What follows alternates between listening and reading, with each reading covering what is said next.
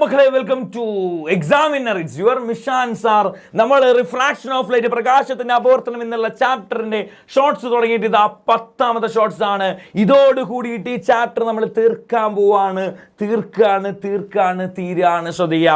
എടാ, ലാസ്റ്റ് ടോപ്പിക്കിലേക്ക് പോവാം. Application of total internal reflection, പൂർണ്ണാന്തര പ്രതിപദനത്തിൽ ഉപയോഗങ്ങൾ. മക്കളെ, എക്സാമിന് നിരന്തരം 2 മാർക്കിന് ചോദിക്കുന്ന ചോദ്യ. ഒന്നാമത്തത് ഇതാ ഇതുപോലുള്ള റിഫ്ലക്ടറുകളിൽ ഉപയോഗിക്കുന്നുണ്ട്.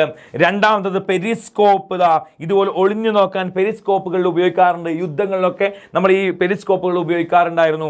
അതുപോലെ തന്നെ ഒപ്റ്റിക്കൽ ഫൈബർ കേബിൾ, നമ്മുടെ വൈഫൈൻ്റെ കേബിളൊക്കെ ഉണ്ടല്ലോ, അതിലും ടോട്ടൽ ഇന്ത്യൻ റിഫ്ലക്ഷൻ പൂർണ്ണാന്തര പ്രതിഫലനം ഉപയോഗിക്കാറുണ്ടായിരുന്നു. അതുപോലെ നമുക്ക് എൻഡോസ്കോപ്പിയിലും നമ്മൾ എന്ത് ചെയ്യുന്നുണ്ട്, ടോട്ടൽ ഇന്ത്യൻ റിഫ്ലക്ഷൻ ഈ പൂർണ്ണാന്തര പ്രതിഫലനം ഉപയോഗിക്കുന്നുണ്ട്.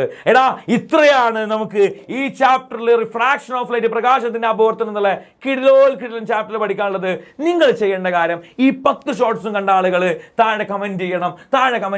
10 ഔട്ട് ഓഫ് 10, അല്ലെങ്കിൽ എത്ര കണ്ടു എന്നുള്ളത് താഴെ കമന്റ് ചെയ്യണം. എടാ, 10 ഷോർട്സിലൂടെ നിങ്ങൾ ആലോചിക്കണം. 10 ഷോർട്സിലൂടെ ഫിസിക്സിൽ തന്നെ ഏറ്റവും ഇമ്പോർട്ടൻ്റ് ആയിട്ടുള്ള 1ാമത്തെ ചാപ്റ്റർ നമ്മൾ എന്ത് ചെയ്യാണ്, ഇവിടെ തീർക്കുകയാണ്, ഇവിടെ അവസാനിപ്പിക്കുകയാണ്.